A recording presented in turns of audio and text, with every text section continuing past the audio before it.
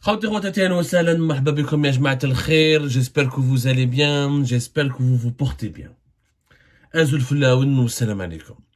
Avant de commencer cette émission, j'ai pris beaucoup de mon temps pour vérifier toutes les informations dangereuses qui nous sont parvenues.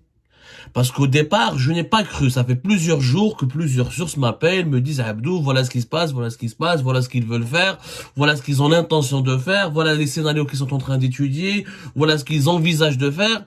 Et naturellement, cette information, elle est tellement dangereuse parce qu'elle implique des conséquences potentiellement désastreuses pour l'avenir des générations futures de notre pays et pour l'avenir de la stabilité de notre pays. Donc je me suis dit, mais non, ils vont pas aller jusqu'à ce point-là. J'ai vérifié, je n'ai pas parlé à une seule, mais à une, deux, trois, plusieurs sources m'ont dit la même chose, m'ont certifié que depuis pratiquement 3-4 mois, c'est-à-dire depuis la fin de l'année 2023, au plus haut sommet de l'État algérien, des réunions, des conciliabules, des rapports ont été demandés, des pourparlers ont été engagés, des réunions ont été organisées en toute discrétion pour étudier un scénario tout simplement inédit dans l'histoire de l'Algérie, je crois, bon, pas inédit, puisqu'on l'a vécu en 2019, mais un scénario encore plus inédit que celui de 2019, à savoir le report des élections présidentielles qui sont prévues en décembre 2024. Je dis plus inédit parce qu'en 2019, au départ, le pouvoir ne voulait pas reporter ces élections. Il y avait le Hirak, il y avait le mouvement de contestation populaire. Là, nous sommes à une année de l'organisation des élections présidentielles de décembre 2024 qui devraient en toute légalité avoir lieu parce que le mandat présidentiel de Abdelmadjid Tebboune prend fin le 19 décembre 2024. Il a été désigné, placé à la tête de l'État le 19 décembre 2019, son mandat présidentiel 5 ans se termine à minuit 19 décembre 2024. Donc les élections devront se dérouler bien avant. Mais c'est la première fois que il n'y a pas de crise politique majeure, il n'y a pas de contestation dans les rues, il n'y a pas de révolte populaire, il n'y a pas de menace concrètement qui peut exposer la sécurité nationale à un grand danger. Donc on a fait un Gélipart, je vous l'assure, on a pris le temps nécessaire de vérifier toutes ces informations. Il y a eu des discussions, des réunions, des rapports, des notes verbales qui ont été rédigées, demandées par le plus haut sommet de l'État algérien concernant le scénario d'un report des élections présidentielles. Ils sont en train de penser éventuellement à reporter les élections présidentielles. Ce qui est un scénario totalement fou. Et d'ailleurs, c'est pour ça que Abdelkader Bengrina n'est pas idiot. Abdelkader Bengrina, ça, il est médiocre. Mais il y a une différence entre le médiocre et l'idiot. Le médiocre, c'est quelqu'un qui n'arrive pas à s'exprimer, qui n'a pas les outils intellectuels pour acquérir des informations, pour transmettre des informations. L'idiot, c'est quelqu'un qui est cervelé, mais c'est pas un écervelé.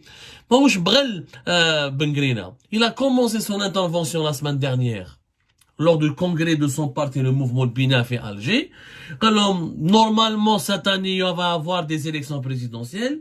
On ne sait pas si elles vont se tenir ou elles seront reportées. On a bien vu le Sénégal, ils ont décidé de reporter les élections. Ça peut arriver, même si il devrait avoir cette hypothèse. Il leur a dit, comment il a parlé. Allez voir la vidéo de Bengrina, c'est important. Je crois que Bengrina, il était en train de marcher sur des œufs, il était en train de tâter le terrain, il était en train de donner des informations pour alerter l'opinion publique, pour préparer l'opinion publique éventuellement à des scénarios très dangereux, parce que reporter ou annuler ou bloquer une élection présidentielle, c'est quand même catastrophique dans l'histoire d'une nation. C'est une déstabilisation du pays. C'est une délégitimation des institutions de l'État. On va créer une crise de légitimité. Il n'y a aucune raison. Normalement, il n'y a pas de raison pour reporter les élections. Cette supposition, il l'a imaginé comme ça. Alors, je n'ai pas d'informations, mais c'est une supposition. C'est-à-dire donc, On lui a donné cette information, on lui a parlé, peut-être qu'on l'a même consulté, peut-être qu'on lui a même, on l'a même contacté, mais comme il n'a pas eu de confirmation, en balançant lui-même, en faisant une telle déclaration aussi controversée, Balak Bengrina voulait faire bouger les lignes, mais je trouve même qui va l'appeler, qui va le rappeler à l'ordre, qui va l'encadrer, et comme ça il va avoir le fin mot de l'histoire. Parce que nous sommes le 19 février 2024, et l'Algérie vit dans un climat politique totalement morose, totalement statique, figé, où il n'y a pas d'élection présidentielle. Pas de candidat déclaré, pas de compétition, pas de vie politique animée, pas de plateau, pas de débat sur les plateaux de télévision, pas de congrès, pas d'événements politiques. Mais qu'est-ce? Nous sommes le 19 février. Décembre 2024, c'est demain. Cela signifie réellement qu'il y a une volonté manifeste du pouvoir algérien de verrouiller tous les espaces politiques et médiatiques, avec éventuellement l'idée, le fantasme, ou ce n'est plus un fantasme, parce qu'on nous a confirmé qu'il y a eu, c'était un scénario qui est posé sur la table, et il est éventuel, et on peut craindre éventuellement que le pouvoir algérien décide de reporter les élections présidentielles. Il faut savoir que sur le plan légal, c'est pratiquement impossible de reporter les élections présidentielles. Et d'ailleurs, les signes de ce report qui se dessinent, les signes avant-coureurs, il y a une volonté que le pouvoir algérien veut reporter les élections, sont sous nos yeux. Le fait qu'il n'y a pas de débat, pas de candidat déclaré, mais à part Abdelazar Mokri qui est en train de parler, qui est en train de critiquer, et encore il parle que sur sa page Facebook ou là sur quelques chaînes YouTube, il n'a pas du tout accès aux grands médias ou là aux masses médias qui peuvent qui peuvent faire connaître ce qu'il dit ou là ce qu'il déclare ou là ce qu'il pense ou là aux grandes masses, aux masses populaires du pays. Mouzappar Bengrina qui s'est exprimé sur le sujet, mais en faisant peur aux Algériens et aux Algériens, en n'étant pas du tout clair, peut-être qu'elle va être annulée, Inch'Allah ça sera pas annulé, Inch'Allah il y aura de la sérénité, ou il faut qu'il y ait une transition générationnelle. Au début Bengrina il parle de transition générationnelle à partir de 2024, ensuite à la fin de sa déclaration il dit, il vaut mieux qu'il y ait une génération, il vaut mieux qu'il y ait une transition générationnelle vers un président plus jeune, d'une autre génération à partir de 2029. Donc, ça se voit qu'il est sous pression, qu'il a peur de s'exprimer. Et c'est emmêler les pinceaux, comme on dit. Donc, il a essayé de bousculer un petit peu, Abdelkader Bengrina, il a essayé de bousculer un petit peu les équilibres et les rapports de force au sein du régime algérien pour comprendre, parce que vous savez qu'en Bahreïn, tous les hommes politiques en Bahreïn, toutes les personnalités politiques, hommes ou femmes en Bahreïn en Algérie. Personne ne sait comment vont se dérouler les élections présidentielles de décembre 2024. En 2019, en pleine crise politique, on avait plus de visibilité. Malgré le Hirak, malgré les millions d'Algériens et d'Algériens qui étaient dans les rues, malgré les tensions, malgré les risques d'affrontement entre la population et l'armée, etc., mais il y avait une plus de visibilité et moins d'opacité. Nous sommes dans une opacité totale. Totale. Pourquoi? La loi électorale. En Algérie, nous avons deux types de textes sur lesquels on doit s'appuyer pour organiser des élections. La constitution du pays, la loi fondamentale, et la loi électorale. Nous avons la loi électorale qui a été amendée, changée, et qui a été officiellement publiée, la nouvelle loi électorale sur qui régit l'organisation des élections en Algérie, que ce soit présidentielle, législative ou la communale, locale.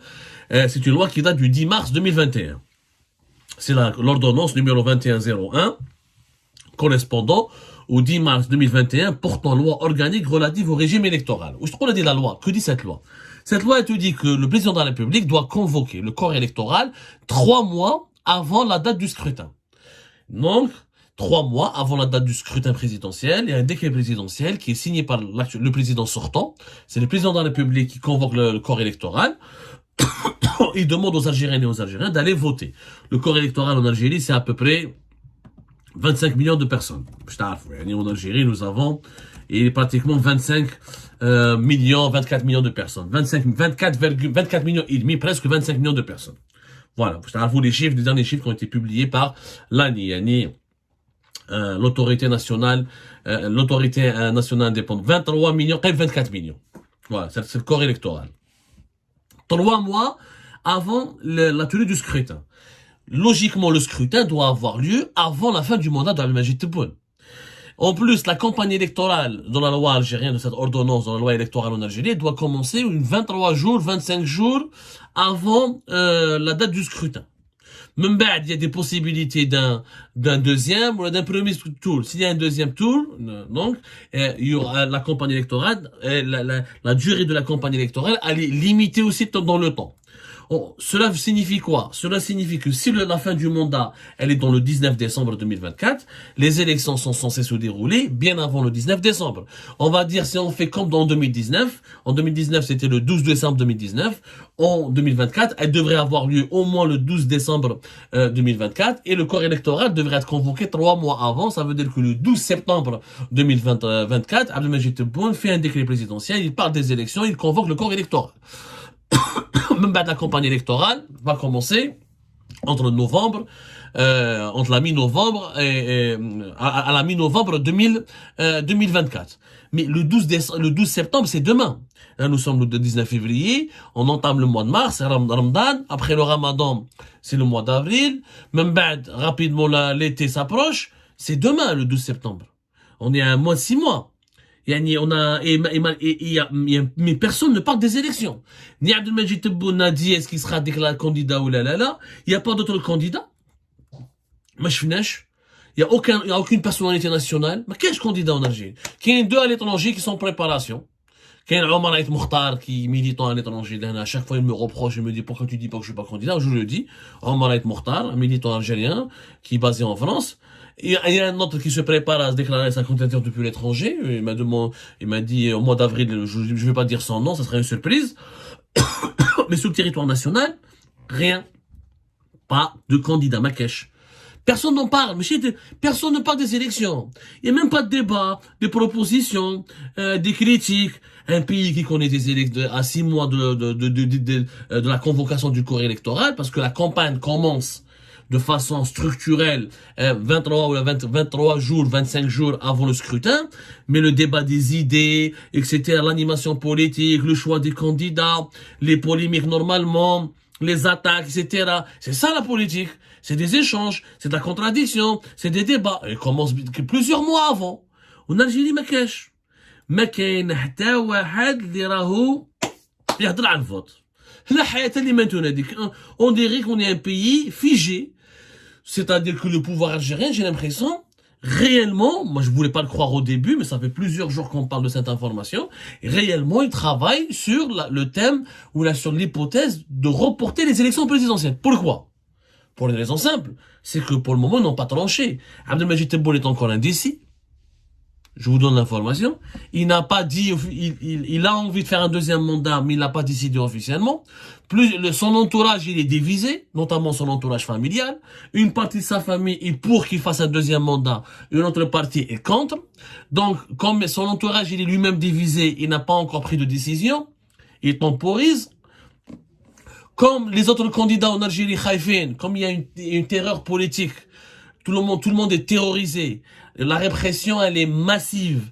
La liberté d'expression n'est plus existante. Donc, aucune autre personnalité politique ne veut se manifester ou là ne veut se déclarer candidate tant qu'Abdelmajid Tebboune n'a pas clarifié sa position. Moi, je connais pas mal de poids lourds, d'anciens dirigeants du régime ou là de poids lourds de la vie politique algérienne. Ils m'ont dit, Abdou, nous, on va pas se manifester. Si Abdelmajid Tebboune est candidat, on va pas être contre lui. Ça veut dire qu'il sera gagnant. S'il est candidat à sa propre élection, l'administration, l'armée va l'épauler. Ça veut dire qu'il a reçu une caution, ou là il a reçu des garanties de la part de l'armée et de l'État profond, ou là des services secrets, etc., qui vont l'aider à se faire réélire. Dans ces conditions, on va pas se présenter à une élection qui est perdue d'avance. Ils ont bien raison, elles ont bien raison, ces personnalités. Ils ont bien raison, ces dirigeants. Je ne vais pas défier Abdelmajid Tebboune dans une compétition électorale fermée, où les dés sont pipés d'avance. Sauf si Abdelmajid Tebboune accepte une compétition loyale, réglo, et accepte la contradiction, la critique, etc. Ça, malabanesh. Donc, tout le monde attend la décision d'Abdelmajid Tebboune. Les personnalités politiques les plus expérimentées attendent aussi ce que l'armée et les services secrets vont leur dire, parce que tout le monde navigue en pleine opacité. C'est pire qu'en 2018, en 2019, on était en train de s'interroger sur qui va succéder à Abdelaziz Bouteflika. Mais à aucun moment, on a eu l'idée, ou là on a pensé, ou là on a formulé l'hypothèse d'annuler ou de reporter les élections. C'était inimaginable. Aujourd'hui, pratiquement une année avant les élections, déjà ce scénario a été posé sur la table. par des conseillers, par des généraux, par des officiers supérieurs des services de renseignement. Il y a une étude qui a été faite, qui a été initiée pour voir quels sont les impacts et les enjeux sur l'Algérie si les élections sont reportées. Moi, je vous le dis, mais c'est pas la peine de faire une étude, ça sera une catastrophe. Si les élections présidentielles de décembre 2024 n'ont pas lieu, ou elles ne sont pas organisées dans les délais impartis, comme le prévoit la Constitution, comme le prévoit la loi électorale dans notre pays, l'Algérie court un grand danger. Wallah, maintenant, c'est une crise politique, parce que là, le tout prolongement, c'est clair, la Constitution, elle est claire. Tout prolongement du mandat présidentiel d'Abdelmadjid Tebboune est illégal. Donc, quand la Constitution, l'article 88, la durée du mandat présidentiel est de 5 ans. Nul ne peut exercer plus de 2 mandats successifs, consécutifs ou séparés. En cas d'interruption du mandat pour cause de démission du président de la République, en exercice ou pour toute autre cause, ce mandat est considéré comme mandat accompli. La Constitution ne prévoit aucune possibilité de prolonger le mandat présidentiel. Il y a la validation des résultats ou l'organisation des élections présidentielles doit être aussi validée par la Cour constitutionnelle. Je ne connais pas une loi en Algérie qui peut servir de prétexte pour reporter des élections. Quelle est la Constitution? Le seul scénario possible, c'est l'état de siège ou l'état d'exception. C'est-à-dire que le pays se retrouve dans une situation de guerre. L'article 98, il dit que lorsque le pays est menacé, l'article 98 de la Constitution algérienne, il dit que lorsque le pays est menacé d'un péril imminent dans ses institutions, dans son indépendance ou dans son intégrité territoriale, le président de la République décrète l'état d'exception pour une durée maximale de 60 jours. C'est-à-dire que même si demain, à la veille des élections, on va décréter l'état d'exception, ce sera uniquement de 60 jours et la Constitution ne dit pas que cet état d'exception, dépasse le mandat du président. Qui va diriger le pays? Malabanache.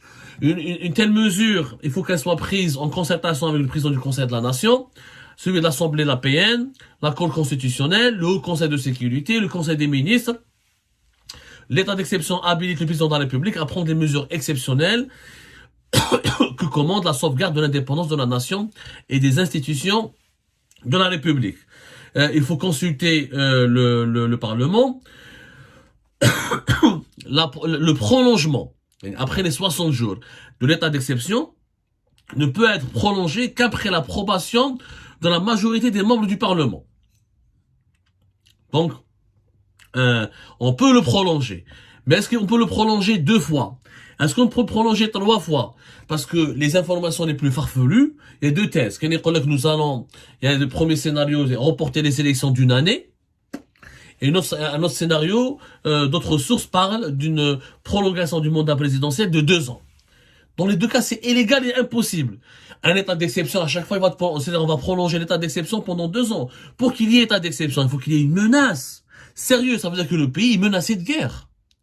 Maintenant, des sources bien informées nous disent que voilà, d'ici la fin vers novembre ou vers octobre 2024, ils vont nous dire voilà, le pouvoir algérien va accentuer la propagande et la médiatisation des menaces provenant de l'extérieur du pays, le problème d'une guerre avec le Maroc, le problème d'une attaque et de l'insécurité qui provient du Sahel, la sécurité au niveau des frontières de la Libye. Ils pourraient donc utiliser ce contexte géopolitique et d'insécurité régionale pour dire qu'on ne peut pas organiser les élections dans ce contexte. Et dans ces conditions, on décrète l'état d'exception. Mais est-ce que l'état d'exception va durer 2 ans? Je ne vois pas. Et si on déclare l'état d'exception, ça veut dire qu'on dit que l'Algérie, elle est en danger. L'Algérie, elle est en danger. Et que c'est le Haut Conseil de sécurité nationale et l'armée, avec le président de la République, qui vont commencer à diriger le pays. Il y aura des lois d'exception. Les lois d'exception, donc cela veut dire que l'économie va être en panne, les investissements vont être pratiquement gelés, que le pays on va semer un sentiment de panique et de terreur généralisé au sein de la population algérienne, ça peut créer des débordements, ça va discréditer l'Algérie, ça va nous classer dans la case des pays instables et qui sont menacés ou avec lesquels il faut pas traiter, ou il faut pas commercer, il faut pas faire beaucoup d'échanges économiques. Il y aura des impacts économiques et politiques tellement graves sur le pays que nous allons connaître une période de récession et une véritable descente en enfer. C'est une très mauvaise idée. Il faut dès maintenant, moi je lance un appel à toutes les personnalités nationales, à tous les sages que compte encore l'Algérie. Il faut se mobiliser dès maintenant et faire pression sur le pouvoir pour qu'il accepte le principe d'organiser les élections dans les bons délais. Maître Dej, tu ne peux pas reporter les élections. Tu ne peux pas.